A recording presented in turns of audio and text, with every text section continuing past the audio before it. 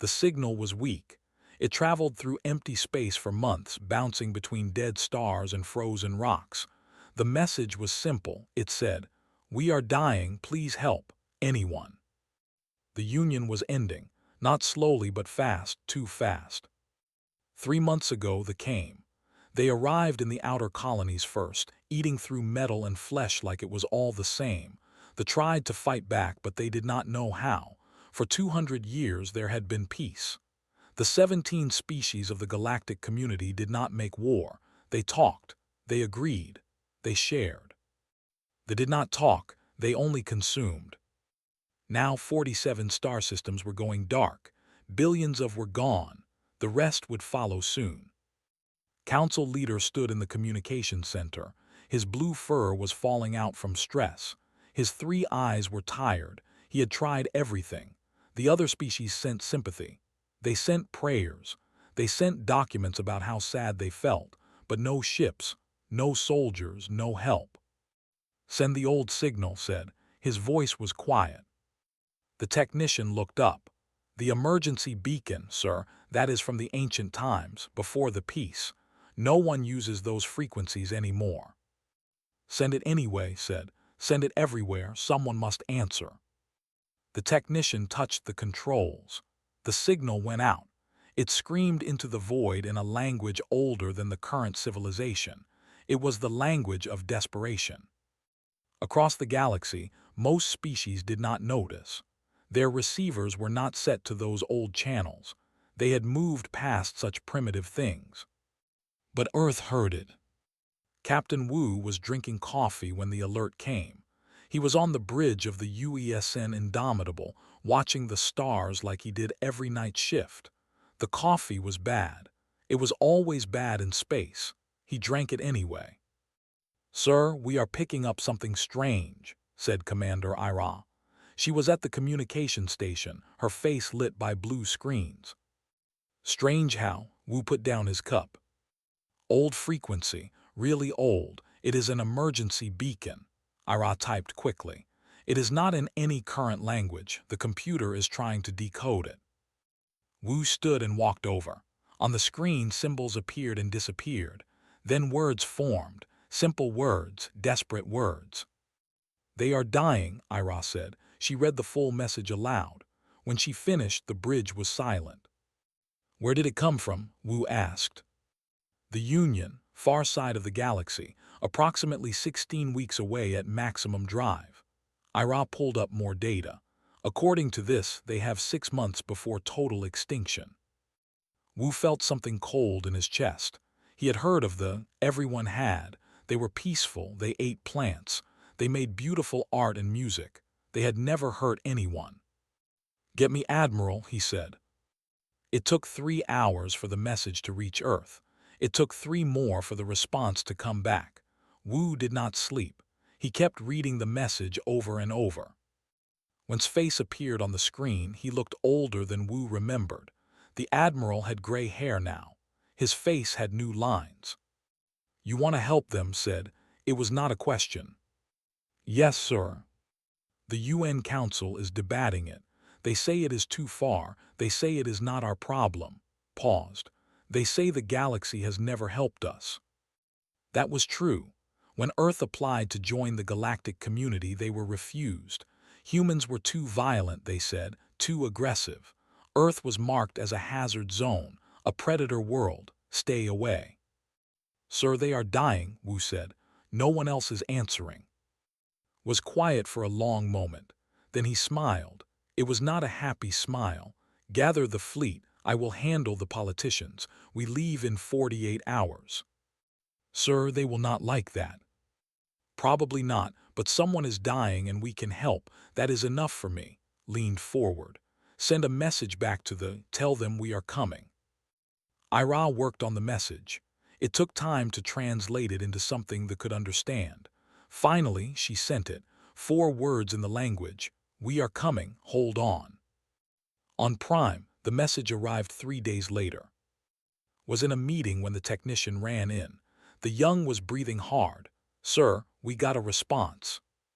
The room went silent, felt hope for the first time in weeks. "Who, the?" No, sir, the technician looked scared. Earth. The hope died. Fear replaced it, pulled up the database entry for Earth. Red warnings filled the screen. Extreme hazard. Apex predator civilization. Death world origin. Obligate carnivores. Evolved from pursuit hunters. Avoided by all member species. No, whispered, not them, anyone but them. But the message was clear. The monsters of Earth were coming. And they had no choice but to wait. The human fleet arrived in 3 weeks. Fenn, the observer, checked his instruments 3 times. It was impossible. The distance from Earth to Prime should take 16 weeks minimum. Even with the best drives in the galaxy, it took 4 months.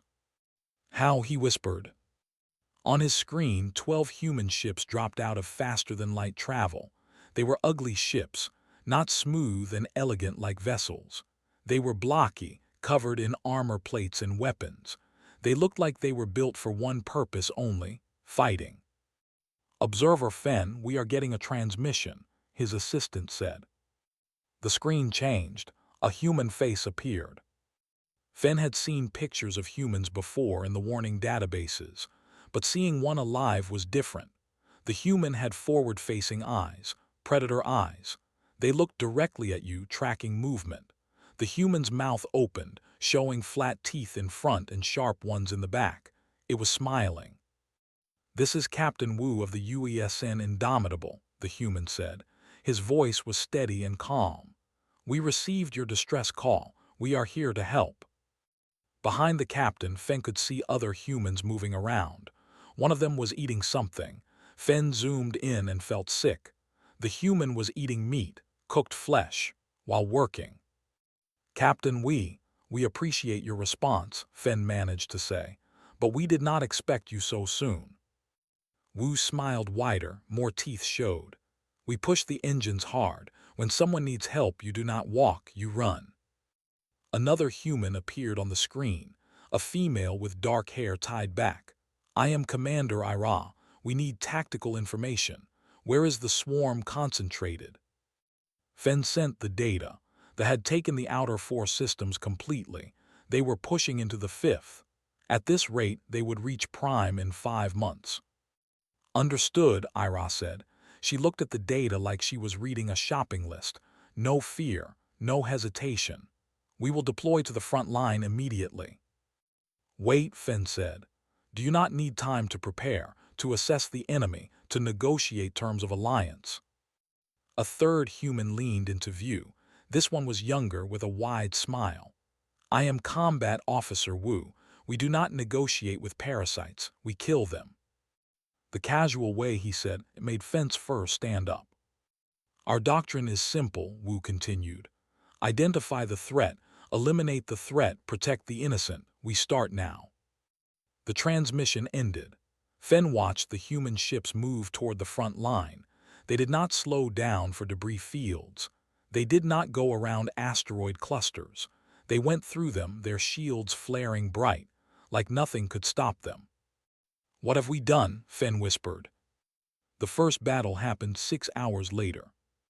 Lieutenant led the ground assault on Station 9. They had taken it 2 weeks ago. 3,000 civilians were trapped inside.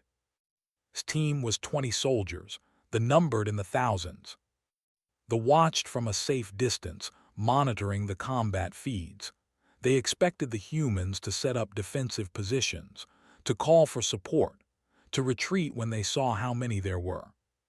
The humans attacked. They hit the station like a hammer. Explosives blew open the main doors. Gunfire echoed through the metal corridors. The swarm toward them, clicking and screeching. The humans were laughing. Contact front, one soldier yelled, and fired a weapon that shot metal slugs at incredible speed. Bodies broke apart. More on the left, another shouted. He threw a grenade. The explosion was deafening. Was in the middle of it all, his voice calm on the radio. Push forward, do not stop. They break before we do. And it was true. They who had crushed every defense began to fall back. They were not used to prey that fought like predators. The listening to the combat channel heard something they could not understand. The humans were singing. In the middle of battle, they were singing old war songs from Earth. Their voices were strong and steady, even as weapons fired around them. In 2 hours, Station 9 was clear. The civilians were safe. They were gone. His team had 0 deaths, 3 injuries. They called them minor scratches.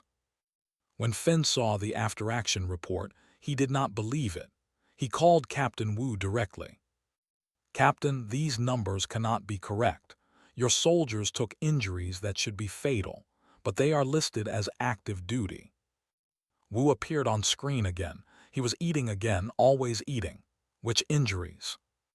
"One soldier was hit by acid. It burned through his armor. Another was thrown into a wall. He should have internal damage." "Oh, them?" Wu nodded. "Yeah, Park got some burns. He is with the medic. Hit the wall pretty hard, but nothing broke.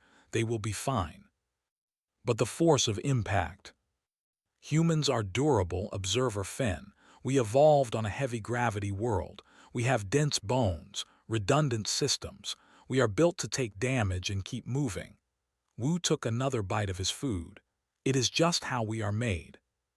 Fenn felt cold. These were not soldiers. These were living weapons. Evolution had made them into perfect hunters, perfect fighters. "Captain, I must ask, do you have any fear?" Wu stopped eating. He looked directly at the camera. His predator eyes were serious. "Yes, we have fear. Fear is what keeps you alive, but we do not let it stop us." He paused. "You called for help. No one else came. We did. Now let us do our job." The transmission ended. Fenn sat in silence. Around him, reports were coming in. The human fleet was engaging the across 3 systems. They were winning. They were retreating. Retreating. The swarm that had consumed worlds was running away. Not because they were defeated, because they were afraid. Afraid of humans. Fenn pulled up the Earth database entry again. The red warning seemed brighter now. Apex predators, death world, dangerous. But at the bottom in small text there was one more line. He had not noticed it before. Highly loyal to allies, extreme protective instinct. Maybe, Fenn thought, maybe monsters could be useful, if they were your monsters. He hoped he was right.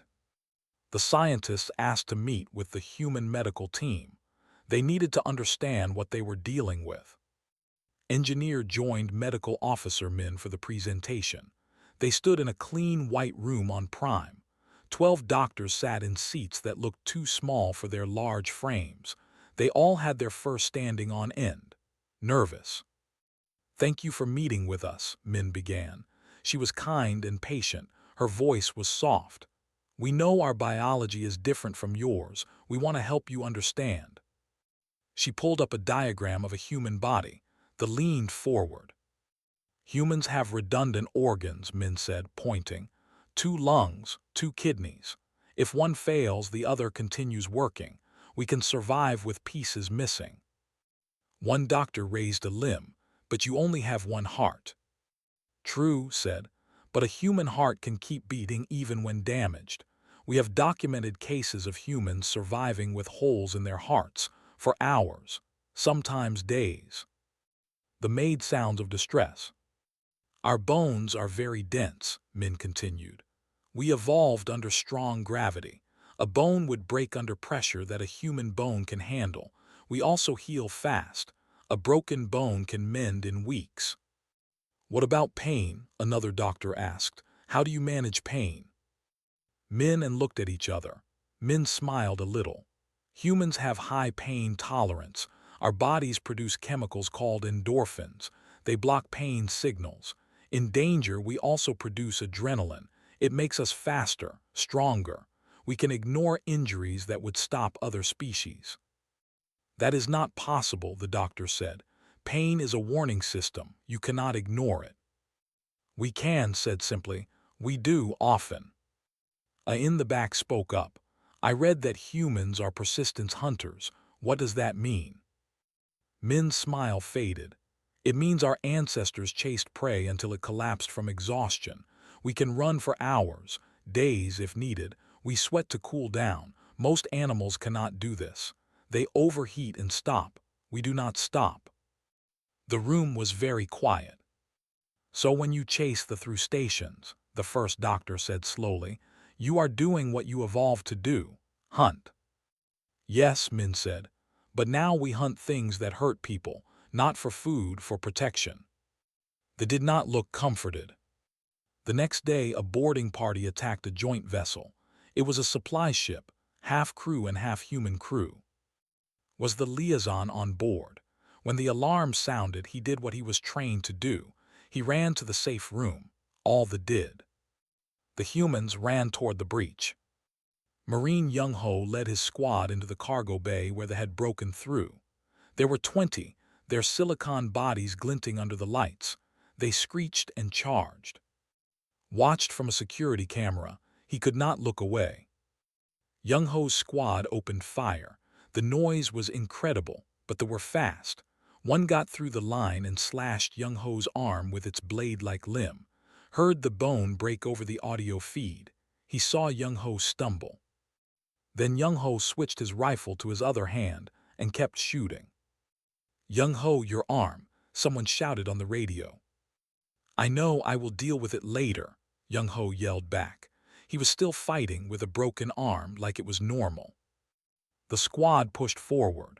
They retreated into the damaged sections of the ship. The logical thing was to seal the area and vent it to space. Young-Ho's squad followed them into the damaged section. What are they doing? Whispered. The damaged area had no life support, no gravity, floating debris everywhere. What humans do best, said the captain beside him. They do not know when to stop. In the darkness, Young-Ho's squad hunted down every single. It took 2 hours. When they came back, Young-Ho's arm was wrapped in tape and a metal splint. Medical bay is waiting for you, the captain said over the intercom. After debriefing, Young-Ho replied, they are all eliminated, ship is secure. Met him in the hallway. The human was covered in sweat and blood. Some of it was his own. His broken arm hung at his side. Why? Asked. Why did you keep fighting? You were injured. Young-Ho looked confused. They were on our ship, threatening our people. Of course I kept fighting. But the pain. Pain is just information, Young-Ho said. He smiled. It was terrifying. It tells me I am hurt, but it does not tell me to stop. Only I decide that. He walked past to the debriefing room, stood there trembling. The psychological warfare started in week 4. Strategist Jin came up with the idea. He brought it to Captain Wu with a smile. They communicate through vibrations, Jin explained. They use specific frequencies. I think we can use that. Use it how? Wu asked. By introducing sounds they have never heard before, sounds from Earth, predator sounds. Wu understood immediately. You want to scare them. I want to terrify them. They broadcast sounds across the communication channels. Roaring lions, howling wolves, the screams of eagles, and worst of all, human war cries, old recordings from ancient battles mixed with new ones from current soldiers. They began making mistakes. They hesitated. They broke formation. Pilot took advantage of this during a space battle. She flew her fighter in patterns that should have been impossible. The G-forces would kill most species, but had trained her whole life for this. Her body could handle pressures that would make a black out. She danced through enemy fire, her weapons never missing. She flew so close to enemy ships that the watching thought she would crash. She never did. How is she doing that? A flight controller asked. Humans have incredible reaction times, Commander Ira explained. She was watching from the indomitable predator instincts. She sees the danger and responds in milliseconds, faster than computers sometimes. When returned to the carrier, her face was calm, like she had been on a casual flight.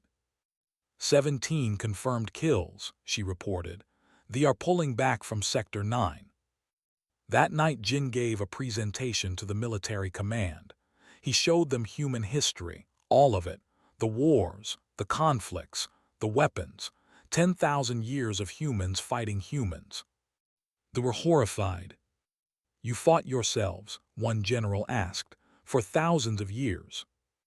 Yes, Jin said. We were very good at killing each other. We learned every trick, every strategy, every way to win. He paused. But we also learned how to make peace, how to work together, how to protect instead of destroy. And now you use those skills on the general said. Yes, better we use them for you than against you. The room was silent for a long time. Finally spoke, he had been quiet all meeting. What have we unleashed? Jin looked at him, his eyes were steady. You unleashed exactly what you asked for, salvation. It just looks different than you expected. The war was turning, they were losing ground, systems were being taken back, but on the home world something else was happening. Protests. Thousands of gathered in the capital city. They held signs, they chanted. Send the monsters away, they said. We do not want them here. Diplomat Miran watched the protests from a window. She was on prime for negotiations. She sighed and turned to her assistant. Get me a meeting with the protest leaders. Are you sure that is wise? The assistant asked. Probably not, do it anyway. The meeting happened in a public square. Miran stood on a platform with 3 civilians who led the protests. Thousands more watched. We know you are scared, Miran began. She spoke slowly so the translators could keep up. We know we are different from you. We look like predators because we are. Our ancestors hunted to survive. The crowd murmured. Some made angry sounds. But let me tell you about Earth, Miran continued. 500 years ago, we nearly destroyed ourselves. We had weapons that could end all life on our world. We came very close to using them. She paused, letting that sink in. But we stopped. We chose to be better. We chose to use our strength to protect instead of destroy. We are not perfect. We still have violence. We still have conflict. But we try every day to be more than our nature. One of the protest leaders stepped forward. But you enjoy fighting. We have seen the videos. Your soldiers laugh in battle. Yes, Miran said. Some do, because humans cope with fear through humor. We laugh when we are terrified. It is how we stay sane. She looked directly at the crowd. But do you know what else our soldiers do? They cry when civilians die. They have nightmares about the people they could not save. They carry guilt for every life lost. She pulled up a video on the public screen. It showed Young Ho sitting alone in a room after a battle. His head was in his hands. He was shaking, crying. This is what you do not see, Miran said quietly. The cost. Being strong does not mean feeling nothing. It means doing the job even when it breaks your heart. The crowd was quieter now. In a small settlement far from the capital, something different was happening. A child named Win was hiding under his bed when they attacked. His parents had told him to run to the shelter, but he froze. Fear locked his legs. They broke through the walls. Win heard them clicking and screeching. He closed his eyes. Then he heard gunfire. Combat medic had been doing supply runs when the attack happened. She was alone, no backup, but there were civilians in the settlement. She went in anyway. Win heard her voice over the settlement speakers. Everyone get to the shelters. I will hold them. One human against dozens of. Win crawled out from under his bed. He looked out the window. He saw moving between buildings, her weapon firing in controlled bursts. She was not running away. She was running toward the. She drew them away from the residential area, away from the shelters, toward the empty warehouses. Win ran to the shelter. His parents grabbed him and held him tight. For 3 hours they heard fighting, explosions, the screech of and the crack of human weapons. Then silence. Win's father went to check. He came back pale. The human is still there. She is guarding the shelter entrance. They found sitting against a wall. She was covered in blood and burns. Her medical kit was empty. She had used everything to treat injured she had found. She had not treated herself. Are they safe? Asked the civilians. Yes, Win's father said, thanks to you. Smiled and closed her eyes. Good. When backup arrived, they found 37 dead around the settlement. Had killed them all, with a broken rib, a dislocated shoulder, and a concussion. Win visited her in the hospital. She was awake, covered in bandages. Why did you save us? Win asked. We are not your people. Looked at him with those forward-facing eyes, but they were kind. You needed help, that is enough.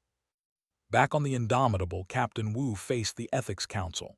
They appeared on screen, their faces serious. Captain, we must discuss the methods your soldiers use, the council leader said. Some consider them brutal, excessive. Wu was tired. They had been fighting for 3 months. Hundreds of his people were injured. 43 were dead. He did not have patience for this. Brutal, he asked. We are fighting parasites that consume living beings.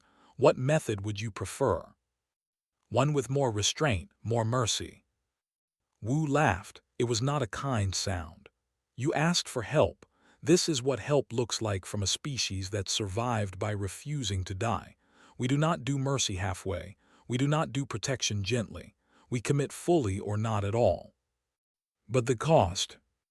The cost is 43 of my people dead. Wu's voice rose. The cost is hundreds injured. The cost is every soldier who will have nightmares for the rest of their life. Do not talk to me about cost. The council was silent. Wu took a breath. When he spoke again, his voice was calmer. We did not come here to be loved. We came here because someone was dying and no one else answered. If our methods offend you, I am sorry, but they work, and that is what matters. The transmission ended. Intelligence Officer Min came to Wu's quarters that night. His face was grim. Sir, we have a problem, a big one. He showed Wu the data. They were not just retreating, they were regrouping every ship, every unit. They were all moving to one location. They are planning a final assault, Min said. Everything they have directly at Prime. Wu felt cold. When? 2 weeks, maybe less. Commander Ira was called in. She looked at the numbers and went pale. We cannot stop this many, not with our current forces. What if we use ourselves as bait? Wu asked. Draw them into a kill zone, use the defense platforms. That would require our ships to hold position under fire, Ira said. Heavy fire, for hours. The casualties would be enormous. I know. Min looked between them. You are actually considering this. Do you have a better idea? Wu asked. No one did. Wu called Admiral. The old man listened to the plan. Then he was quiet for a long time. You know what you are asking your people to do, said finally. Yes, sir. And you think they will do it? Wu thought of Young Ho fighting with a broken arm, of flying impossible patterns, of defending strangers with her last breath. Yes, sir, they will. Nodded slowly. Then make it count, save them all. The Admiral made one more call, to all human forces. His words were broadcast to every ship, every soldier. We did not come here to be loved, said. His voice was strong despite his age. We came here because someone was dying and no one else answered. In 2 weeks the enemy will throw everything at us. We will stand and we will fight, not for glory, not for thanks, but because it is right, because they need us. And because we are humanity, we do not abandon people, ever. The message ended. Across the fleet, soldiers checked their weapons, pilots checked their ships, medics prepared their supplies. They knew what was coming, they went anyway. They came like a dark wave across space. Every ship, every warrior, every piece of their swarm converged on Prime. Sensors counted them. Thousands of ships, millions of individual. The human fleet formed a defensive ring around the planet. 12 ships against thousands. The math did not work. All stations, this is Captain Wu. His voice came across all channels. Remember why we are here. Hold the line. They hit them like a hammer. Space lit up with weapons fire. The human ship's shields flared bright, absorbing incredible damage. They fired back, their weapons precise and deadly, but there were too many. On the ground, lieutenants' forces prepared for landing parties. They knew they would try to drop troops on the planet. They set up positions around major cities. They watched from their shelters. They saw the human ships taking damage, saw their shields failing, saw them still holding position. "Why do they not retreat?" Fenn whispered. He was in the command center watching the battle. "Because they are human," said quietly. "They do not retreat when people need protecting." In space, Pilot's fighter wing engaged the bombers. Her squadron was outnumbered 50-1. She did not care. "Break and attack," she commanded. "Do not let them through." Her fighters scattered like sparks, each one taking on multiple enemies. They flew patterns that violated every safety regulation. They pushed their engines past red lines.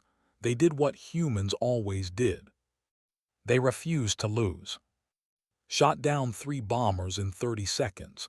Her took fire and his ship started burning. He did not eject. He rammed his damaged fighter into a carrier. "One less carrier," he reported calmly before the explosion. Felt tears on her face but kept flying, kept fighting. On the UESN Indomitable, alarms were screaming. The ship had taken massive damage. Hull breaches on 3 decks. Main weapons offline. Shields at 15%. "Sir, we need to fall back," the tactical officer said. Wu looked at the planet below. Billions of families, children, people who just wanted to live. "No," he said. "Ira, divert all power to forward shields, everything." "Sir, that will leave our engines exposed." "I know, do it." The Indomitable became a wall. It absorbed fire meant for the planet. Its armor glowed red-hot. Sections depressurized, but it did not move. Engineer was in the engine room, working on systems that should have failed hours ago. He jury-rigged shield generators with human weapons. It should not work. The technologies were incompatible. He made it work anyway, because that was what humans did. The hybrid system came online. New shields appeared around the planet, shields that could actually stop the... On the surface, the landing parties hit the ground. Forces met them. The battle was brutal, street by street, building by building. Soldiers sang as they fought, old songs from Earth, songs about standing firm, about protecting home. The huddled in shelters heard the singing. It terrified them and comforted them at the same time. In the hospital district, combat medic refused to evacuate. She had wounded soldiers. She had injured, she would not leave them. When they broke through the perimeter, she stood at the hospital entrance with a rifle. Her ribs were still healing from the last fight. She did not care. "You want them," she shouted at the "You go through me first." She held that entrance for 16 hours. When relief finally came, they found her unconscious on her feet. Her rifle was empty. Her medical supplies were gone, but every person in the hospital was alive. Wynn was in that hospital. He watched fight through the windows. When it was over, he asked his father again, "Are humans really monsters?" His father looked at being carried away by her fellow soldiers. They were gentle with her, careful. One of them was crying. "I do not know what they are," his father said, "but they are ours." In space, the battle reached its peak. The Queen ship appeared. It was massive, larger than 3 human carriers combined. "That is their command vessel," Min reported. "Take it out and the swarm loses coordination." "Our weapons cannot penetrate its armor," Ira said. Wu looked at the Queen ship, then at his own damaged vessel, then he smiled. "They do not need to." He understood what Wu was going to do. "Sir, no, we can evacuate and..." "There is no time." Wu opened fleet-wide communications. "All hands abandon ship. You have 3 minutes. Get to the escape pods." "Captain, you need to leave too," Ira said. "I will. I just need to set the course first." Ira knew he was lying. She also knew there was no time to argue. She grabbed his arm. "You saved us all. The galaxy will remember." "I do not need them to remember. I just need them to survive." The crew evacuated. Wu sat alone on the bridge of the Indomitable. He aimed his dying ship at the Queenship. He pushed the engines to maximum. The Indomitable, burning and broken, accelerated. It crossed the distance in seconds. The Queenship tried to move. Too slow. The collision was spectacular. The Indomitable's reactor destabilized on impact. The explosion tore through both ships. The Queenship broke apart. Without their queen, the swarm went mad. They scattered. They fled. The coordinated assault fell apart. The human fleet, battered but intact, hunted down the remnants. By dawn, it was over. 3 days later, the council called for a gathering. Every major city had screens. Every shelter had audio. Stood at the podium. Behind him were the surviving human commanders. "We called out to the stars in fear," said. His voice was steady. Monsters answered. They had forward-facing eyes and sharp teeth. They ate meat and laughed at danger. Everything about them said predator. He paused and looked at the humans behind him. Ira stood tall despite her injuries. Young-Ho had his arm in a proper cast now, was in a wheelchair but refused to stay in bed. "But they bled for us," continued. "They died for us. They gave everything to protect people they had never met, people who feared them." His voice grew stronger. "What does that make them? Monsters or saviors?" The crowd was silent. "They are both," said, "and they are ours. Today I ask the Council to grant humanity full alliance status, not as servants, not as hired soldiers, as equals, as friends." The vote was unanimous. Later, Wynne found in the hospital. She was finally resting. He climbed into the chair beside her bed. "Are humans really monsters?" he asked one more time. Looked at him with those predator eyes, but they were warm, kind. "Maybe," she said, "but we are your monsters now, and we take care of our own." Wynne thought about that. Then he smiled and took her hand. It was calloused but it was gentle. 6 months later, Admiral sat on the bridge of a new flagship. The Union had helped build it. Human weapons, shields, the best of both. An alert came through, another distress signal, another species dying, another call for help. Looked at his crew, humans and working side by side. "Well," he asked. They smiled, humans showing their teeth, standing tall. "Let us go," they answered together.